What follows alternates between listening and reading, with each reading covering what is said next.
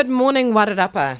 This is Anna Cardno from Wairarapa DHB, and with us we have Matt Fribbins from Pathways. Hi, Matt. Kia ora tātou.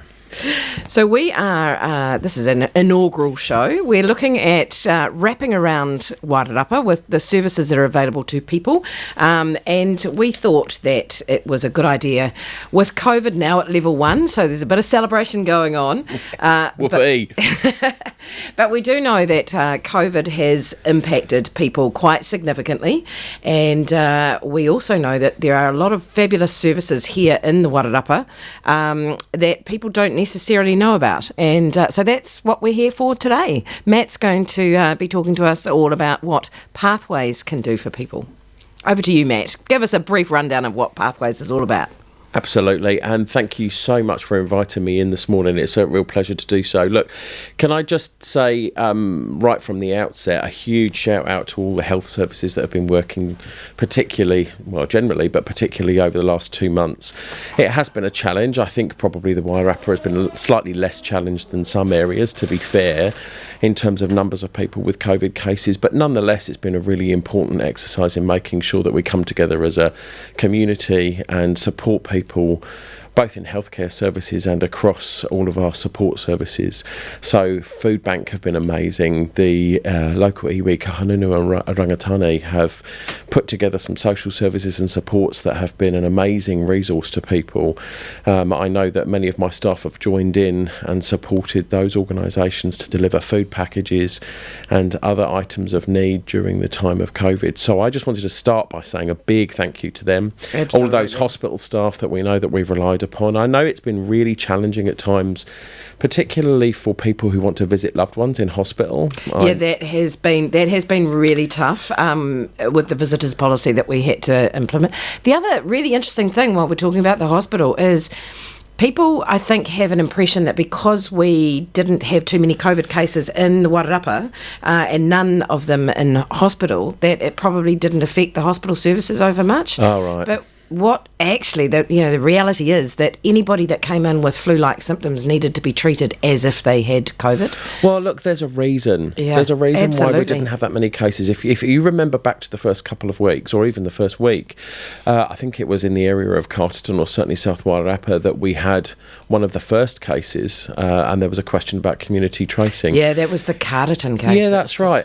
But despite that, all of the measures that were put into place have minimised the risk. So it might have felt at times like a real burden to people, but there is a reason we've done so well. Yeah, and I just want, that's one of the reasons I wanted to applaud all the health services, because we're the ones that have had to continue, particularly the DHB, have had to continue everything that they normally do during that period of time, and they've done it with real patience and a real style, I think. So particularly those people that were standing outside in front of that tent in all kinds of weathers, welcoming people and trying to calm their own anxieties, good on you. And you know what? Most of the time, I'd say 90% of the time, people were really good about it. Totally.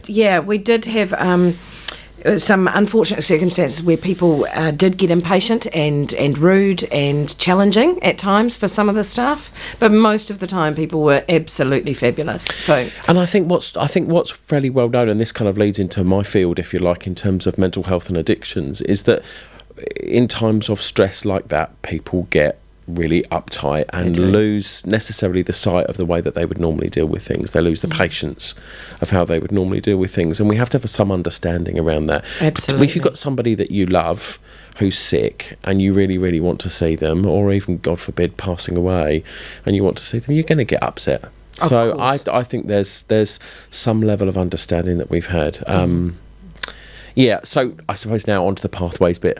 Yeah, but I wanted to say that first up front. Really important. Yeah. And the other people that we need to shout out to when we're doing that big thank you, because there are so many people, obviously, that did some fabulous things, but really need to acknowledge the councils, the EOC, the Emergency Operating Centre, that the councils pulled together with council staff. So that was all three councils that ran that, and it was brilliant. So This could easily be like an Oscar speech, Anna. It could be. Is that there are so many people to think you're going to forget somebody. But they are pretty huge. They really played a key part. And I think when we're talking about Wairarapa and how the services work and how everybody works together collegially, we're small enough to be able to do that, which is really cool.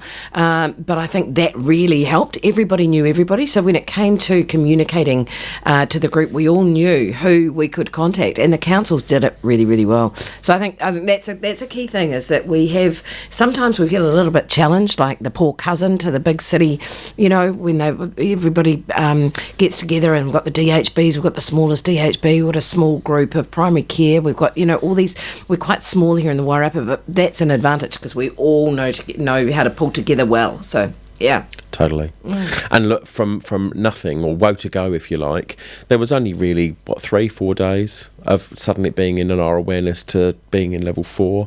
I think everybody pulled that together extremely well. It was so foreign for people, right? Man. We live our lives on a day-to-day basis, and you don't even question the fact that you can get out in your car and go places, and you can see people, and you can just be part of a community. And then all of a sudden, Prime Minister says we're in lockdown, and you can't even hug someone. It was just so foreign. And it's still, now that we're in level 1, it feels like a bad dream, doesn't it, a little bit? It sort of almost feels like we're back to normal now. Yeah, well, I think there's going to be good bits and bad bits, as there is with most dreams. From our experience of the COVID lockdown, but also coming back into play. So let me talk to you a little bit about Pathways, what we do and what we've experienced over the last couple of months, because we're wanting to see this very much as a learning curve. This isn't something that we've tolerated or survived and now we're out. This is an opportunity for us to say, hey, what did we get out of this? From a sociological point of view, you don't often get events like this that pull people together for you to learn from and for you to think of how to do things differently. And there have been a number of, sorry, I did mute my phone, but it's obviously not working. My phone doesn't behave either. So I think, for instance, we have traditionally provided mental health and addiction support services and counselling and therapeutic interventions particularly for people with addictions for a number of years in the Wairarapa now. The model of care that we've chosen to focus on within the addiction team is very much face-to-face, one-to-one or family whānau counselling and support, as well as some case management, and we're available each week, every week, throughout the year, in order to be able to do that in a range of ways and services. But during lockdown, we've been severely limited in how much contact that we can have with people, so we continue to stay open and have our usual appointments, but they were all by phone, sometimes by FaceTime or Facebook Messenger or whatever ways that we could. So there was a lot more texting, there was a lot more Skyping or whatever systems people had available. We've learnt that people don't have as much in the way of technology to communicate as we thought they did. There's an assumption that everybody's got a smartphone these days. That's not true. There's a lot of people out there that still rely very heavily on older style phones. So the ability to be able to receive messages and do or look at the news or look at movies or whatever on their phones just isn't as prolific as you think it would be. So the ability to pick up the phone and phone people, or have a free number for them to phone like we do, was really important.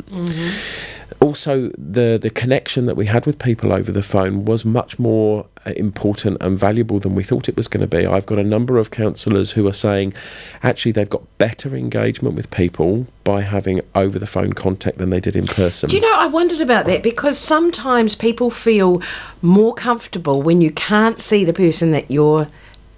People can be intimidated by that close contact, can't they? Potentially. So on the phone, there's that, sometimes for some people, there's that distance that then makes it allowable to share more of yourself, perhaps. And I think what it will do is it will allow people to engage in the early stages and build up a rapport over the phone, and then progress into something a bit more in depth. It is the first... I mean, everybody, I think it's a fairly commonsensical thing to say that the first few sessions that people have is all about relationship building. It's all about the anxiety of telling your story. It's all about whether you're going to get judged and the stigma around it. So until you get past those first 1, 2 or 3 sessions, and depending on how quickly you engage with somebody and how well you engage with somebody, really puts an awful lot of emphasis on how well your experience is going to be long term. Some people find it easier to do, as you say, over the phone without the face-to-face element. So we've learned that there's some value to that, a lot more than we thought. So we're going to review our model of care and see what we can do more of. That's electronic or video conferencing or telephoning. We're going to do survey monkeys, and we're going to have conversations with the people that we support and say, actually, there's more of a range of things that we can do. What would you like? What do you find valuable? I think that's brilliant, and actually I think that's being shared across the board. I know I've had lots of conversations with primary care. GPs are going to be doing the same thing at the hospital. Why bring somebody in for a follow-up appointment if they don't actually need to physically be there? If you're just bringing somebody in for an appointment and you're wanting to ask them questions, you can do that on the phone. So somebody in South Wairarapa doesn't need to come to Masterton to come to Wairarapa Hospital. So I think that is something that we're all sort of in a really good position now to be rethinking how we do things and be far more, in our case, patient-centric, and in your case, community-centric.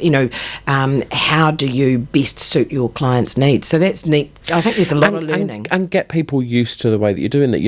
Doing Zoom or Skype or FaceTime or whatever medium you're going to utilise, having conversations where you can see them and they can see you, but it's electronically.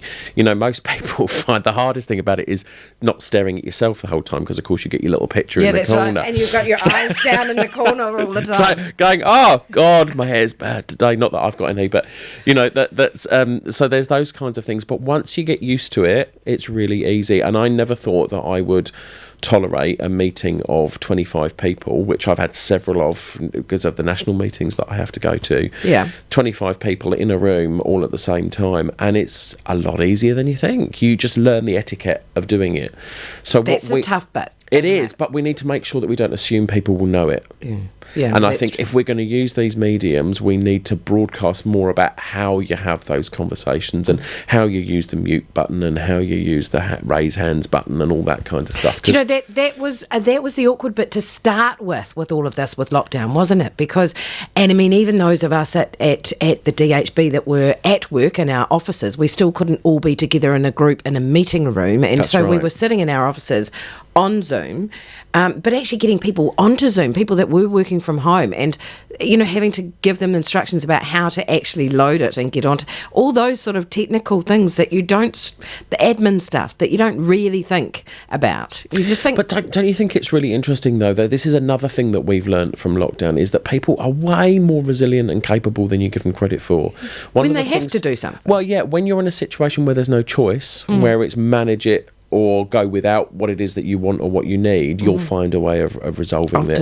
And you know what, this is, we've done a shout out to the health services. Now let's do a shout out to the people that have actually needed the services, because you know what, they've experienced a period of time of isolation for many and of hardship and of difficulty. I think that in the health services we are extremely lucky, particularly, I'll speak for Pathways, we've been able to continue working, which means we've been able to continue our incomes and our revenue stream, and that's been so valuable for my staff who have got families to look after, or retirements to plan for, and everything from kids to vulnerable parents that they're looking after. To have that income has been extremely important, but there's many people that don't have that. That's right. And that are experiencing real hardship now, and I'm not sure how widely that is obvious to the general population. I think, as the subsidies come to an end and as benefits dry up a little bit, there's going to be some real challenges for people. I know already there's housing difficulties. People are looking for smaller, cheaper housing as a result of losing their jobs, so they're having to give up their slightly more expensive rentals and find cheaper stuff. So there's a lot of movement out there in an area that's already stripped of accommodation availability. Well, that's right. I was going to say our housing is a real challenge here in the Wairarapa anyway, isn't it? I mean, that's something that we were very cognizant of when it came to providing services over COVID for the community and communicating what people needed to do, because we actually have quite a big transient population, or not transient so much, but the homeless that are living in cars and sort of couch surfing around friends. That's quite big for us here in the Wairarapa, more than I ever realised. Yeah. Yeah. Well, I mean, traditionally, we haven't had Housing New Zealand, we haven't had any direct social housing available other than through contracted providers like Trust House,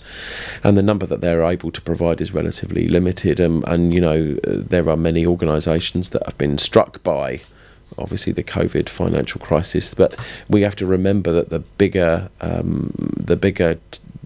companies that are trying to support the community, they're going to be struck as well. They're going to find it difficult to be able to continue with their maintenance plans and their upgrades and so forth, because there isn't the free money available. So people won't have, you know, the things that they were expecting in order to improve their lives. That's going to affect people in their mental state as well as their physical state. And we've all got to be really aware that the ramifications of COVID are not finished the day they're we not go short down term, from are level they? one. No, they're not. No. So, you know, I think I have faith in a greater resilience than I think sometimes we expect of people, and I think we will do better than is anticipated. But I do think that there will be a surge of people coming forward in the next few months to say, now I'm struggling. So we need to kind of be prepped for that. Yeah, and I think, you know, you were saying before that perhaps there isn't a wide community understanding or appreciation of the impact for people in terms of job losses and the economic effects. I think the big stories that we're hearing now, the national stories, you know, warehouse cuts 1,000 jobs, those sorts of stories. It's easy for us here in the Wairarapa to sort of hear those and equate them to the big cities and not necessarily to us here. But we certainly will have a large chunk of our population that are affected.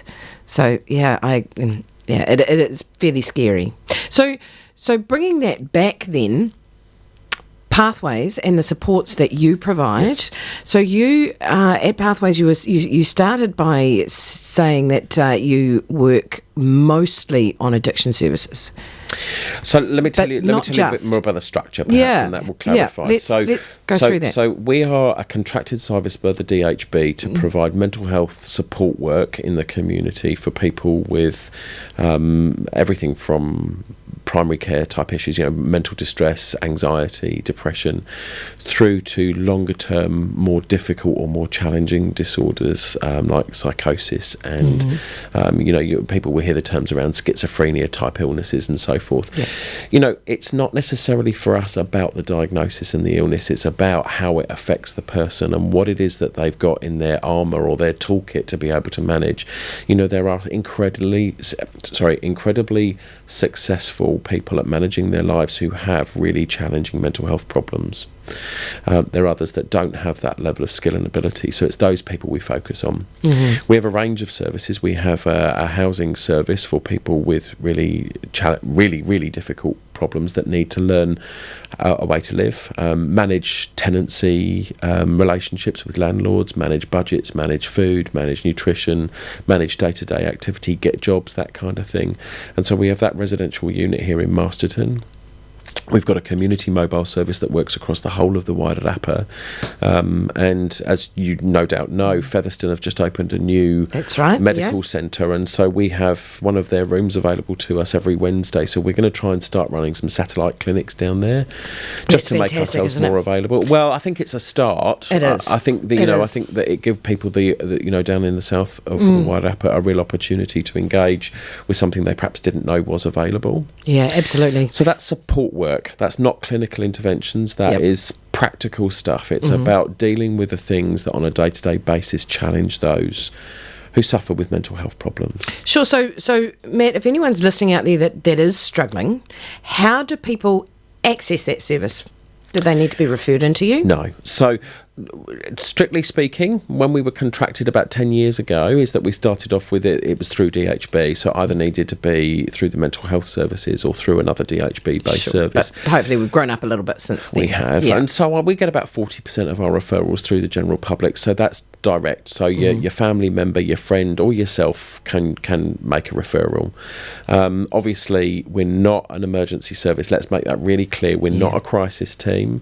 We're there to deal with things that are relatively routine. So we try and get back to people within 24, 48 hours, but you might not start seeing somebody for a good week or two because we've got the work that we've already got. We've got a relatively small resource. I've got 6 support workers working in that community team, and they're relatively busy pretty much most of the time. And Matt, they're a 8 till 5 type service. Are they 7 in the morning till 10 o'clock at night. 7 till 10. 7 days a week. Because I think that's one thing that I think health services in general sometimes get wrong, isn't it? That we tend to it's 5 o'clock, you've stopped being ill. We tend to try and work for that sort of 8 till 5:30 kind of window. Yeah. And I think when it does, when we are talking about anxiety, depression, concerns, stresses, those things that people are struggling with, mild mental health issues, those sorts of things, it tends to be the evenings when, I mean, I'm generalising, but I think evenings when people are on their own, perhaps they've come home, if they are working, they've come home from work, those sorts of times don't fit with the 8 till 5:30 time slots for most workers. Great. Let's go back to referencing COVID. I think people's resilience is better than we think it is, and if you have to cope within certain parameters, generally speaking, people do. Will. So I think when you make services predominantly available that finish at 5 or 6 o'clock in the evening, GPs, for instance, pharmacies, is that you learn to manage your needs within those times, and then you learn to manage your needs differently outside of those times. So honestly, I don't know what the answer is, whether it's wrong or right, as to whether we should have just 24-hour services available, or whether it's right to have a period of time that's more kind of intensively available.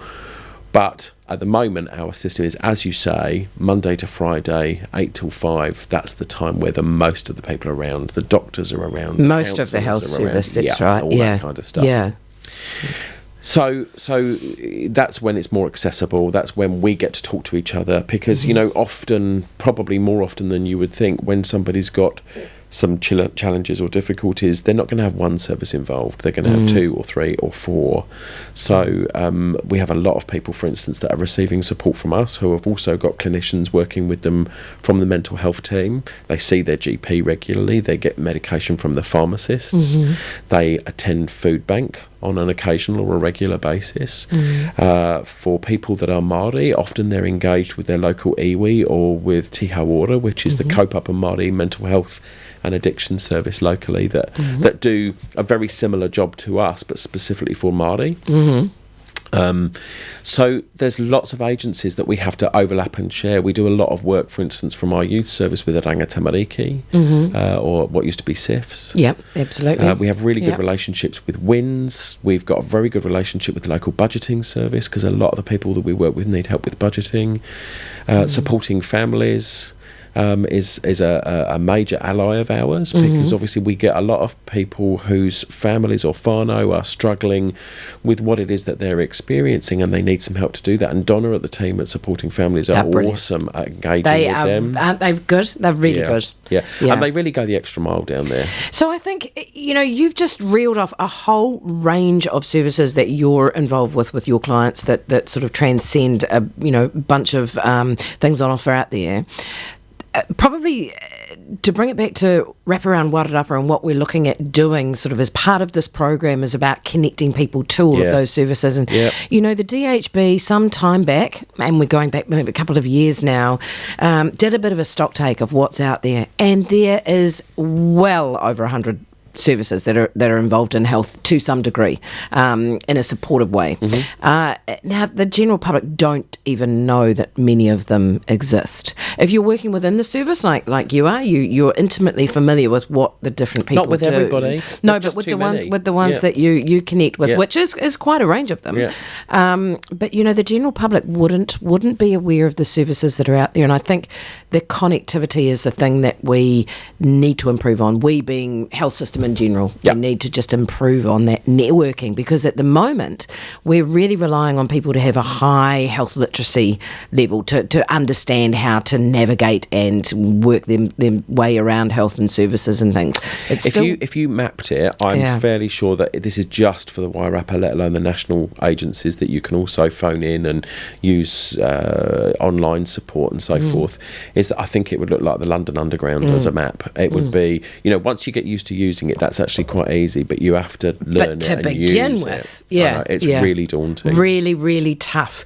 And, the people, it's sort of an upside down situation, isn't it? Because the people that we really need to put a lot of support into, they're the ones that have to really find their way around a multitude of services. Absolutely. And we expect them to be able to do that. And without a navigator, without someone helping them through that, it's really, really tough. So the people that are perhaps more suited to or able to or in a position that they could understand and comprehend how services work don't necessarily need them. The people that really struggle to work their way through those things, they need all the multitude of services. Mm-hmm. And it's confusing without somebody like yourself that can connect all of those services together. And look, I think that's one of the reasons why the government is putting money into primary care services. So as a result of that, the National Mental Health Review, funding started towards the beginning of the year to provide much more in the way of direct health improvement practitioners and coaches for people, but also support workers to do the on-the-ground practical engagement, but directly out of primary care. So we're involved with Masterton Medical, and we will soon be providing, it's a half-time role to begin with, but I think it will probably grow, a half-time support worker to do that kind of work. So in Wellington they call them navigators, and it's specifically for taking referrals from primary care to look at what it is that they need to be able to access, know what the services are, point them in the right direction and support them to get there. Right. And that they're roles in themselves, and they're quite successful. If anybody's interested and wants to Google it, if you look at the AFI order model from Auckland, AWHI order model, it's where NGOs and PHOs and DHBs get together and we share the referrals. So rather it being a referral to you or me, it's a referral to us. Yeah, brilliant. And everybody gets to say, I've got space, I can support somebody, and it doesn't matter who it is that does it, and it's had some real success, and there's a big move to moving to that model in this area. It might be called something else, but that's essentially what it will be. I think that's absolutely brilliant. I think that's definitely what's missing. That would be the glue to be able to support people in the best possible way. Yeah. Now we were going to have a break and we were going to play some music, but this has just been too good. We're you got me on a roll, Anna. We're not going to stop for music. We're going to keep going because we've only got. She's all right. She's got coffee. I'm sitting here dry. I've got coffee. Dry. I am. We've only got another 3 minutes. So let's face it. The song I was going to play actually is 4 minutes 30. So we're not even going to play it. We haven't even played it, Michael. We're just talking. Oh, well, that's good. Yeah. But because you haven't played it, I haven't told you how to end the program. No, I just did think of that. About 4 minutes ago, I was thinking, now I don't know quite how to. I've forgotten. All you do is press stop up there, turn these off, and then don't do anything, and I'll talk to you about the next bit. Okay. Stopping me has always been quite difficult, but it's a pink button. I can remember press that. Stop and turn your microphones off. I can do that. Right, so Matt, you asked me a question about how people can refer themselves, and I think that's a message that I'd like to get out before we do finish. We have a direct line telephone number that is Masterton number 06370 6100. It is staffed by reception, who is not there all the time. She's got a lot of other admin kind of duties, so we do have an answer phone system which sends us emails as well as leaving us a message. So if you do ring that number, please leave a message. We will get back to you as quickly as we can. Either it will be one of our admin team or myself, or it may even be one of the addiction or mental health staff directly. So you can refer yourself, you can refer a family member. If it's complicated, if you need some extra support, if you think that there is a clinical aspect that's needed, my suggestion would be is you start with your GP. Go and see your GP, or if you've already got somebody involved from a GP surgery or another service, go and talk to them. Say, what is it that I can access? I've listened to this bloke chatting away about pathways online. What do they do? Can I go and see them? If you want to pop into the office, you are more than welcome to come and chat with somebody, or just to pick up a leaflet. And we are on level 1 at the departmental building. That's opposite Pitter Pit, the big skyscraper in Masterton. The big it's the only skyscraper, isn't it? In Masterton. Level 1. The only thing I would say is please remember we are all still contact tracing. The doors are open, but you will need to use Sterigel, and you will need to write your name to say that you've been in the door. Now, Matt, just before we finish up, I'll get you to repeat the number that people can call you on. Yep. But also, do you want to just briefly outline the sorts of issues people might be having that could come and see you? Who can you best benefit? Okay. So I'll say the number again now in case people need it. So it's 06370 6100. That's 6100. If you want to go online, if you just put Pathways, it will come up with our numbers, and in there you'll find an extensive website that includes locations, and if you go to Masterton, it will give you all of our details, including the range of services that we run. Our addiction service runs opioid substitution, which in other areas has often been called like the methadone program or so forth. So people that experience addiction of opiates or other drugs of that nature can receive support with our opioid substitution program. We are extremely happy to announce that we've been able to get the funding for a doctor, so we get our own specialist addiction medic starting at the beginning of August. Brilliant. I'm really chuffed about that. It's 8 years in the campaigning to get that, so thank you, DHB. Fantastic. Because we are really, really looking forward to him starting work. It's going to make a big difference. He'll be working across the whole of the addiction team. The other half of the addiction team is the AOD service, so people with other drugs or alcohol dependence that they want to do something about, whether you are in the early stages of thinking about stopping or doing something about it, whether you've got a family member or friend, or if you're well into giving up and need some support, you're more than welcome to contact us on that number, or go through the website and make a self-referral or get somebody to refer you in. We run predominantly counselling and case management services by trained AOD clinicians, but there is a degree of support work available through that as well. So that's when I say support work, what I mean is the practical stuff day to day and the day-to-day contact that just keeps people ticking over and manages things that they're struggling with. Sure, like a bit like a personal coach type thing, checking in and seeing how they're doing. Making sure, for some people it's about making sure that they take their meds regularly and they see the value of doing that. For some people it's about making sure that they do their shopping or that they get help cleaning up their house, or they manage their budget, or they look at how they eat, and their nutrition. There's I can talk about it another time, but there was a big drive nationally a few years ago called Equally Well, and that's about physical health and how it relates to our mental health. There's no health without mental health, or no full health without mental health. So that's perhaps a subject for another day, but we're also really, really keen to promote that. Fantastic. I feel like I could talk to you for the whole week, actually. We could just stay here all day. That would be brilliant. Okay. But we will stop there because we are over time. But Sure. It's been wonderful to talk to you, Matt. Thank you. Happy to be here. Thank you for inviting me in. And just one more time, the number that people can phone you on. 370 6100. Thank you. Right, that's Matt Fribbins from Pathways. It's very wonderful to have you on the show, and we will be seeing you again. Look forward to it. Thanks, Matt.